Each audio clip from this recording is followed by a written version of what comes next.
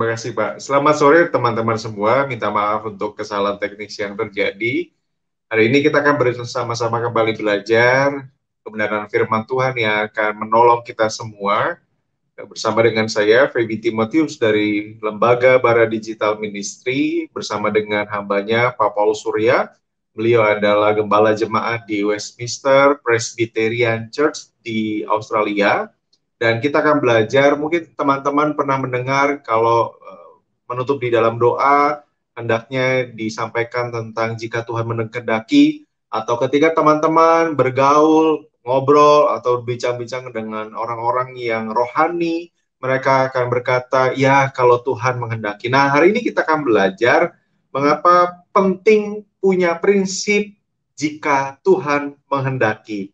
Dan rekan-rekan, kita akan bersama-sama berdoa terlebih dahulu. Silakan juga akan menyampaikan pertanyaan-pertanyaan berkaitan dengan seputar tema yang juga sudah ada di layar teman-teman.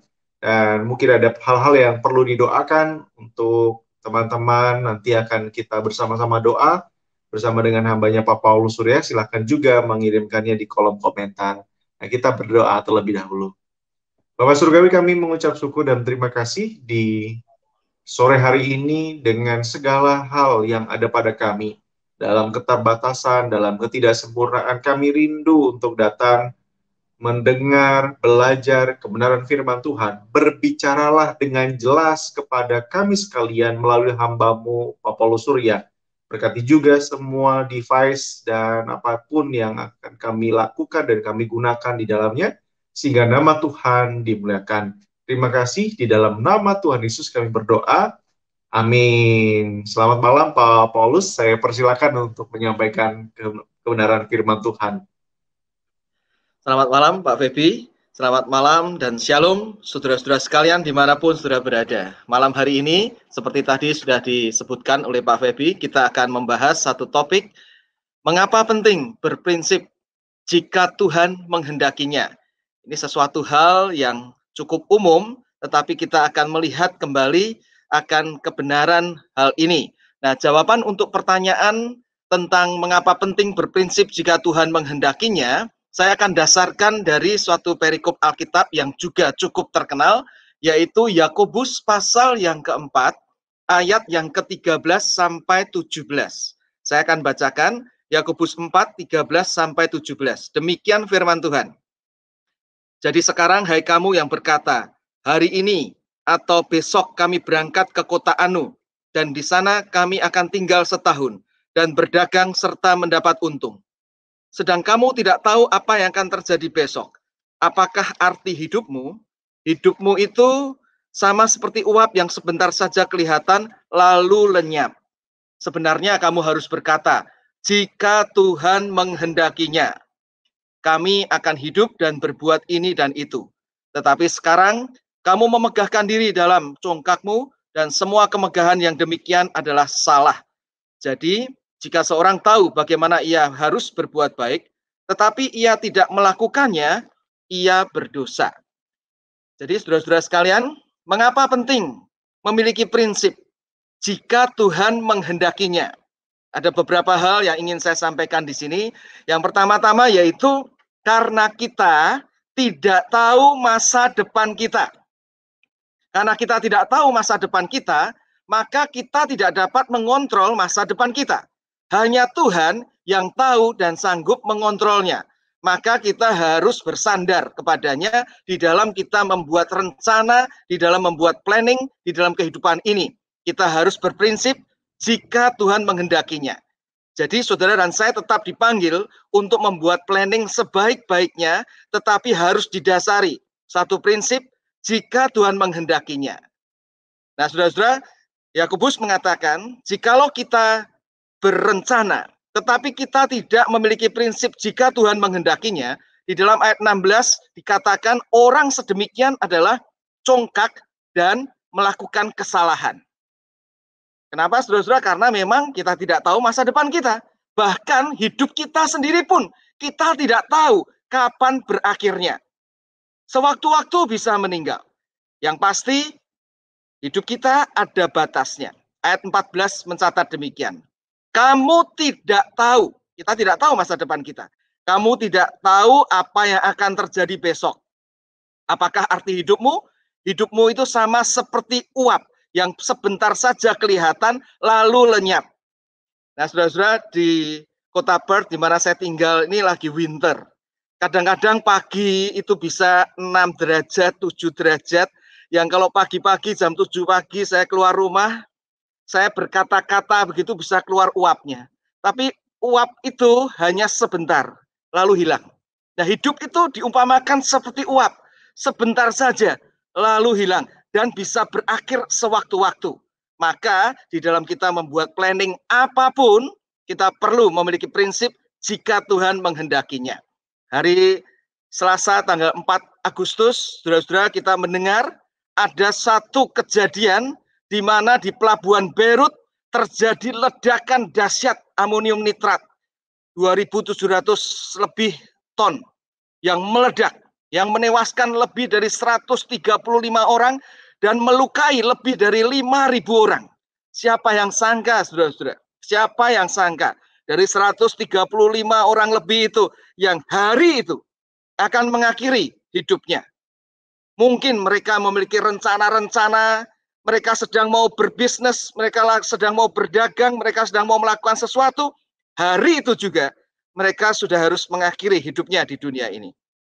Saudara mungkin juga mendengar ada sebuah keluarga yang dengan 2 anak remajanya belum lama ini juga pergi ke Bali, ke Seminyak, lalu bermain air di sana, di pinggir pantai, dan hari itu, siang-siang, 2 anaknya, 19 tahun, 15 tahun, meninggal dunia. Meskipun kita bersyukur bahwa mereka sudah beriman kepada Tuhan Yesus, tetapi kita tahu di sini bahwa di dalam perencanaan liburan pun bisa berakhir sewaktu-waktu. Dan apalagi dengan adanya pandemi COVID-19 ini. Saudara-saudara, kita juga mungkin mengenal ada orang-orang yang kita tahu, kita kenal, bahkan mungkin sanak famili kita yang sakit atau bahkan meninggal karena COVID-19. Melalui kenyataan-kenyataan ini, kita diingatkan supaya kita memiliki prinsip jika Tuhan menghendakinya, karena kita tidak tahu bahkan masa depan kita, hari besok kita. Itu yang pertama. Yang kedua, mengapa kita perlu memegang prinsip jika Tuhan menghendakinya berdasarkan Yakobus 4 ayat 13 sampai 17 ini? Karena di samping kita tidak tahu hari besok dan masa depan kita, tetapi juga karena yang kedua, hanya Tuhan, hanya yang Tuhan kehendaki yang akan terjadi. Maka kita di dalam membuat planning, di dalam membuat rencana, kita selalu harus berkata atau memiliki prinsip jika Tuhan menghendakinya. Ayat 15 mencatat, sebenarnya kamu harus berkata, jika Tuhan menghendakinya, kami akan hidup dan berbuat ini dan itu. Jika Tuhan menghendaki. Nah, Bapak Ibu dan saudara-saudara sekalian, kehendak Tuhan itu bisa dibagi sedikitnya 2 bagian. Yang pertama yang disebut dengan God's sovereign will, yaitu kehendak Tuhan yang berdaulat, dan yang kedua God's moral will, yaitu kehendak Tuhan yang dinyatakan di dalam firman Tuhan Alkitab. God's moral will itu yang dinyatakan di dalam Alkitab, yaitu Tuhan mau seperti misalnya kita memiliki hidup berdoa, kita melayani, kita mengampuni, kita menginjili, kita meninggalkan dosa. Tapi kehendak itu bisa kita tidak lakukan. Itu adalah God's desire will. Tuhan mau kita begitu, tapi kita bisa juga untuk tidak melakukannya. Tetapi kalau yang namanya God's sovereignty will, kehendak Allah yang berdaulat, itu adalah segala sesuatu yang pasti terjadi. Tapi di sini kita tetap tahu bahwa Allah bukan yang menyebabkan atau pencipta dosa, dan juga tidak meniadakan di dalam God's sovereignty will ini, yaitu kebebasan manusia. Nah, di dalam Yakobus ini yang dikatakan bahwa jika Tuhan menghendakinya itu yang akan terjadi, itu masuk di dalam God's sovereignty will. Karena hanya yang Tuhan kehendaki di dalam kedaulatannya, itu yang akan terjadi. Maka kalau kita tidak bersandar kepada Tuhan, kita dikatakan congkak, tinggi hati, sombong, dan melakukan kesalahan. Jadi saudara-saudara, apa yang tidak dikehendaki Tuhan di dalam kedaulatannya itu ya tidak akan terjadi. Seperti misalnya di dalam 2 Tawarik pasal 32, di sana diceritakan tentang Raja Asyur yang saat itu sangat berkuasa, namanya Sanherib. Dia sudah mengalahkan hampir semua negara-negara waktu itu. Ada satu negara yang kecil, Yerusalem, kerajaan Yehuda, yang dipimpin oleh Raja Hizkia, diminta untuk menyerah karena semua negara-negara bangsa-bangsa itu sudah dikalahkan, apalagi Yerusalem yang kecil. Jadi diminta untuk menyerah. Bahkan Sanherib mengirim utusan yang merendahkan, memaki-maki Tuhannya Israel. Sudah tahu tetapi bahwa Tuhan tidak menghendaki Sanherib itu mengalahkan Yerusalem. Jadi meskipun saat itu Yerusalem kecil dipimpin Raja Hizkia, namun tetap tidak bisa dikalahkan. Bahkan Raja Hizkia memenangkan pertempuran atas pertolongan Tuhan. Jadi God's sovereign will itu yang akan terjadi.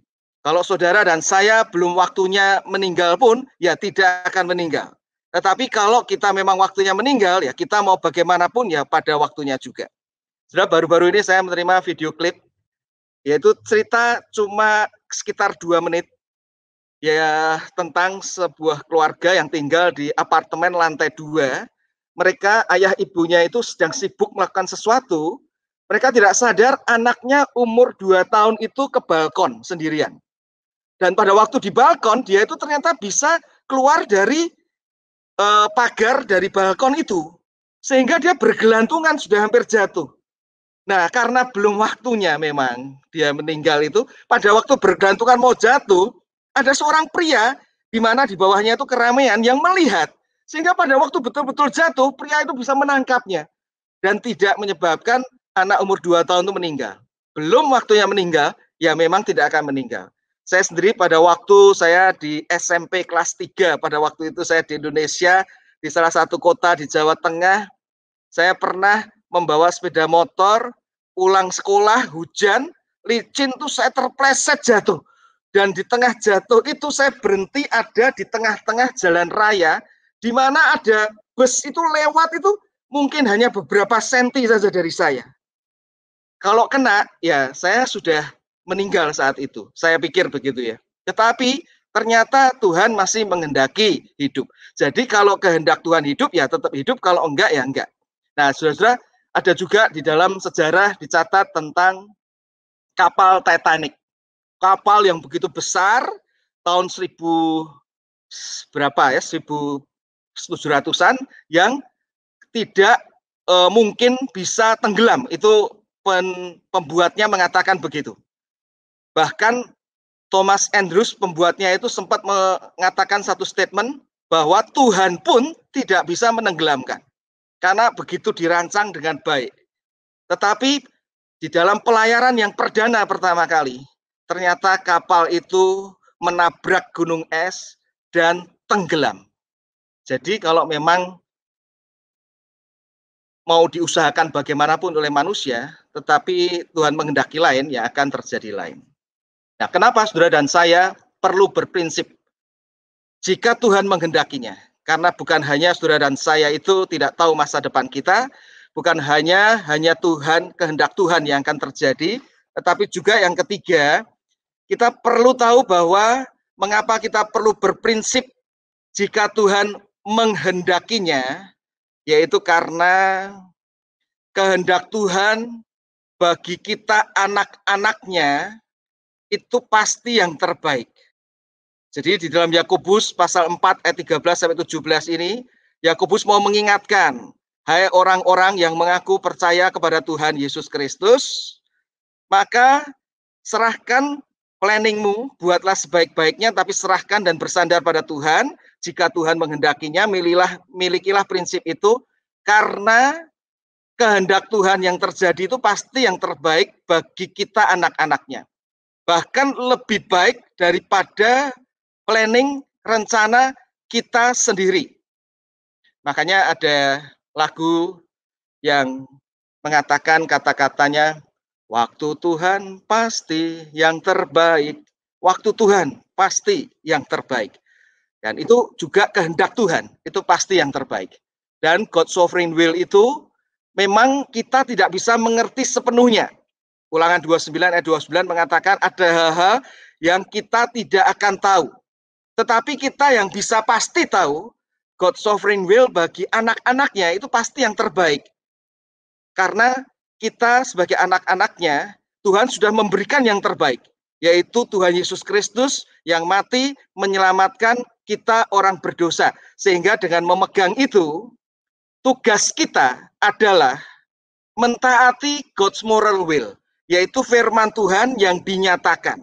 Kita belajar mentaati, dan di dalam kita belajar mentaati God's moral will, firman Tuhan yang dinyatakan, maka kehendak Tuhan apapun yang terjadi, kita itu bisa tahu itu Tuhan bekerja untuk kebaikan bagi kita.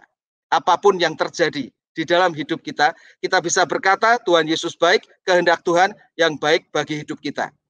Bahkan di dalam surat Yakobus itu sendiri, di dalam Yakobus 1 ayat 17 sampai 18, Yakobus sudah memberikan satu prinsip yang mengatakan demikian. Setiap pemberian yang baik dan setiap anugerah yang sempurna datangnya dari atas, diturunkan dari Bapa segala terang. Padanya tidak ada perubahan atau bayangan karena pertukaran. Atas kehendaknya sendiri, ia telah menjadikan kita oleh firman kebenaran, supaya kita pada tingkat tertentu menjadi anak sulung di antara semua ciptaannya. Artinya, kalau kita berprinsip jika Tuhan menghendakinya, ingat, Tuhan kita yang kita kenal di dalam Tuhan Yesus Kristus, itu sumber kebaikan. Sehingga yang terbaik yang akan diberikan kepada saudara dan saya yang percaya kepada Tuhan Yesus Kristus. Nah, saudara-saudara, ada peristiwa yang pernah saya alami, yaitu pada waktu saya dulu masih kuliah sekolah teologi. Saya tinggal di Jakarta, lalu kuliah saya itu ada di Kota Malang. Nah, waktu itu saya biasanya kalau liburan pulang ke Jakarta dari Malang atau kemudian dari Jakarta mau kembali untuk kuliah ke Malang, itu naik bus. Dan busnya itu saya harus kumpul di daerah Pulau Gadung. Sedangkan saya tinggalnya di Jakarta Barat, yaitu pada waktu itu di daerah Kafling Polri. Saya ingat pada waktu saya harus kembali dari liburan untuk sekolah teologi ke Malang, saya sudah berangkat itu jamnya memang diatur 2,5 atau hampir 3 jam, supaya jangan terlambat. Maksudnya 2,5 atau 3 jam sebelum bus itu berangkat, bus malam itu di Pulau Gadung.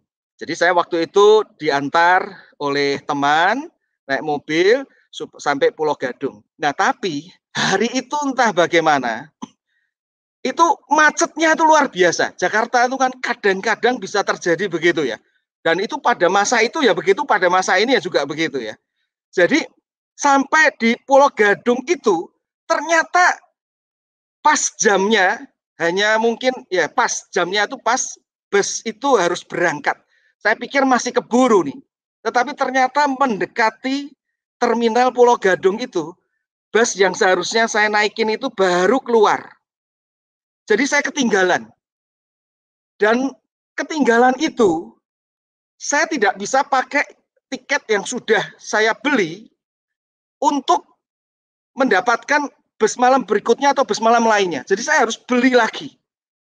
Saya pada waktu itu dalam hati sempat bersungut-sungut kepada Tuhan.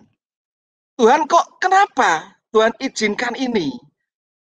Kenapa saya sampai terlambat? Padahal saya sudah plan 2,5 sampai 3 jam.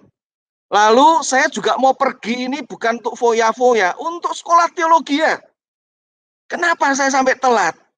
Jadi ya akhirnya saya dengan uang yang terbatas itu membeli tiket lagi, naik mobil, naik bus lainnya, tapi di tengah jalan malam-malam, saya melihat ada bus yang sama mereknya, itu bus itu namanya waktu itu Lorena, saya tidak tahu sekarang masih ada atau tidak, itu terbakar di jalan. Orang-orang yang naik itu harus turun. Dan itu ternyata bus yang seharusnya saya tumpangi.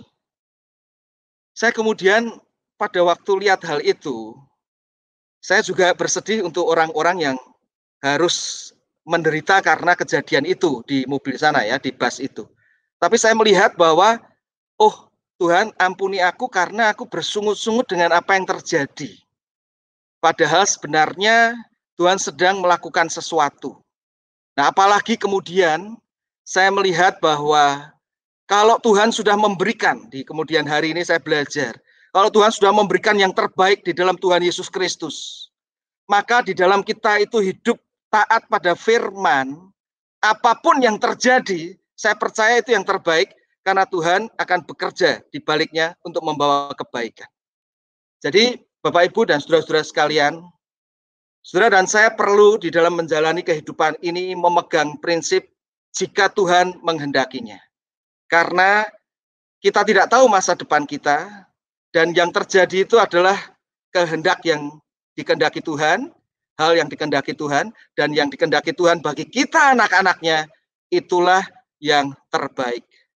Tuhan memberkati saudara-saudara sekalian untuk hidup berprinsip jika Tuhan menghendakinya. Tuhan memberkati. Demikian Pak Febi, silahkan kalau ada yang mau memberikan komen atau mengajukan pertanyaan.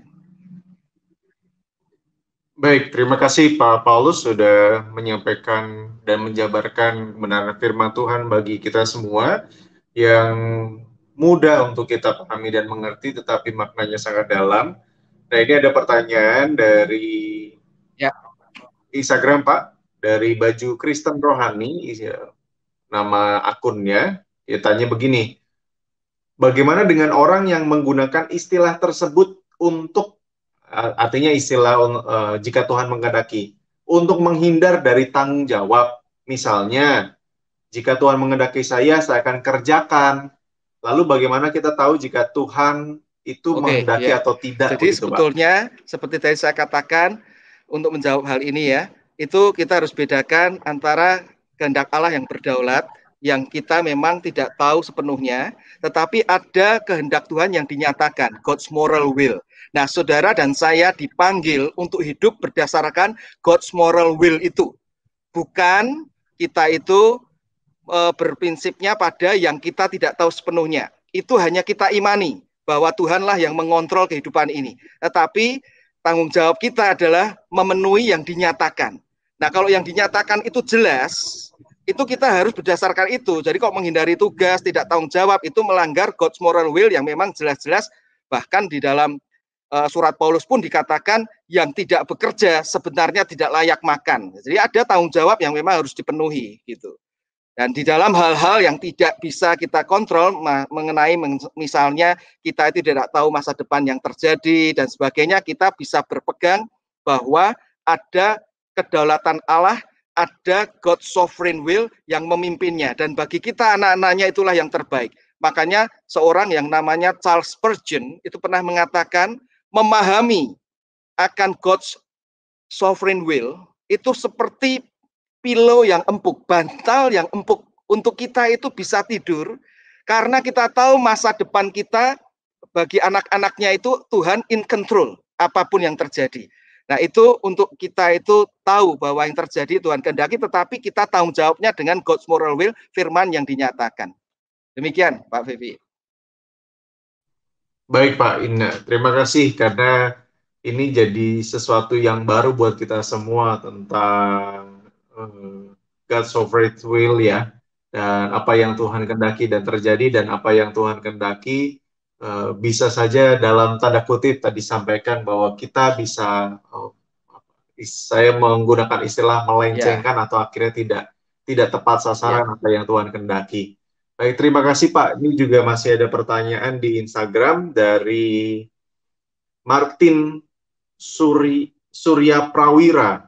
Pak Paulus, apakah berarti setiap kali kita buat rencana apapun itu, kita perlu berkata jika Tuhan menghendaki? Nah, ini kalau boleh saya tambahkan Pak, kalau setiap kita buat rencana, kita perlu berkata Tuhan menghendaki, itu sebagai bagian dari sebuah iman, apa yang segala sesuatu terjadi atas kehendak Tuhan, atau memang itu seperti Ya, kita orang Kristen jadinya memang Ya, harus berkata baik. demikian, Terima Pak, kasih gitu. untuk pertanyaannya, Pak Martin. Ini mengenai apakah kita perlu ucapkan atau tidak, itu memang begini ya. Jadi Rasul Paulus sendiri, kalau saya lihat di dalam Alkitab, dia itu sering memang mengatakan ya, seperti di dalam Roma 1 ayat 10, kalau Tuhan kehendaki dia bisa mengunjungi orang-orang yang ada di Roma gitu. Tetapi dia juga tidak selalu begitu. Di dalam Roma pasal yang terakhir itu dia juga berkata aku harap. Jadi dia nggak pakai kata Tuhan menghendaki tapi implisit di situ. Jadi sebetulnya yang paling penting hati kita percaya tentang bahwa kehendak Tuhan yang terbaik itu yang perlu. Juga nggak baik sih kita sering ngomong tetapi jadi kebiasaan saja. Jika Tuhan menghendaki, jika Tuhan menghendaki jadi kebiasaan saja, bahkan Iya. kita menghindar dari tanggung jawab. Nah, itu tidak baik. Jadi yang penting adalah kita memiliki hati yang percaya bahwa kita memang perlu melakukan tugas kita sebaik mungkin, setanggung jawab mungkin sesuai dengan firman yang dinyatakan, tetapi untuk pelaksanaannya memang kita percaya yang terbaik yang Tuhan kehendaki yang terjadi. Begitu maksudnya ya, Pak. Ya. Baik. Terima kasih Pak Paulus. Dan ini ada satu pertanyaan yang saya pikir mungkin karena ini sesuatu yang baru yang didengar dan sesuatu yang baru yang Bapak sampaikan, jadi beberapa menyampaikan sesuatu yang luar biasa seperti Nadine Rahel Lia di Instagram. Terima kasih Pak, memberkati sangat memberkati khotbahnya, luar biasa apa yang menjadi pertanyaan-pertanyaan di hari-hari ini sudah Bapak sharingkan semua di sini. Nah, ini ada satu pertanyaan yang mungkin butuh penegasan lagi, Ya. Pak. Tadi sebenarnya Bapak sudah sangat panjang lebar menjelaskannya, tetapi mungkin ini perlu penegasan lagi. Ada pertanyaan dari Evi Valen. Tadi Bapak menyampaikan misalnya ada orang meninggal karena kecelakaan begitu ya. Sebab yang meninggal dalam kecelakaan itu Pak Pendeta memang ini ekstrim ya. Kadang ada yang sampai badannya tidak utuh lagi gitu ya. Ya. Tangan, kaki, bahkan kepala. Apakah itu sudah kehendak Tuhan? Jika itu kehendak Tuhan, kok bisa sesadis itu pemanggilannya? Bahkan juga dia sampaikan lagi, seperti yang bunuh diri atau dibunuh, kenapa itu bisa terjadi terhadap seseorang? Ya. Ini memang sampai kepada hal-hal yang cukup sulit ya memang ya. Cuma kita memang percaya bahwa kalau itu tidak Tuhan kehendaki ya tidak akan terjadi. Jadi tadi saya cuma katakan di dalam poin yang terakhir itu bahwa bagi kita anak-anak Tuhan, kita itu bisa tenang, memiliki damai, bersyukur, segala sesuatu yang Tuhan izinkan terjadi, yang Tuhan kehendaki yang terjadi itu yang terbaik bagi kita karena Tuhan Yesus sudah diberikan. Saya percaya itu bahkan termasuk kematian pun, bahkan kematian yang tragis sekalipun. Karena kalau kita melihat misalnya rasul-rasul Tuhan Yesus pun, itu hampir semuanya matinya tragis. Di dalam Alkitab, Rasul Yakobus pun dipedang. Itu sangat mungkin dipenggal. Orang-orang Kristen abad mula-mula, bahkan itu dibuat makanan binatang-binatang buas. Gitu. Cuma saya percaya, saya dulu dari gereja, saya waktu masih kecil, SD, SMP itu saya dari gereja GKI. Saya percaya itu ada kata-kata di dalam buku pegangan iman namanya Katekismus Heidelberg yang mengatakan bahwa penghiburan apa sih yang paling bisa kita pegang di dalam hidup ini pada saat kita hidup maupun kita mengalami kematian. Yaitu kita hidup itu diselamatkan oleh Kristus, hidup kita di tangan Kristus, mati pun juga bertemu dengan Kristus. Jadi kejadian yang bisa tragis sekalipun itu bagi kita yang percaya Tuhan Yesus, kita bertemu dengan Sang Juru Selamat dan hidup di dalam kekalahan. Jadi tragis menurut manusia, tapi di dalam Tuhan tidak, gitu ya. Karena rasul-rasul juga mengalami hal itu. Nah, mengenai memang orang-orang yang bunuh diri, itu memang suatu hal yang sulit ya. Jadi ada dua pendapat itu. Kalau orang yang bunuh diri itu bagaimana, apakah kemudian diselamatkan atau tidak, nah itu menjadi rahasianya Tuhan ya. Tetapi itu bisa terjadi, ya memang ada di dalam pengizinan Tuhan. Kata pengizinan, mengizinkan itu hal yang lunak dari kehendak Tuhan. Tapi tetap ada Tuhan di situ yang kalau tidak mengizinkan, tidak akan terjadi. Ya, begitu Pak.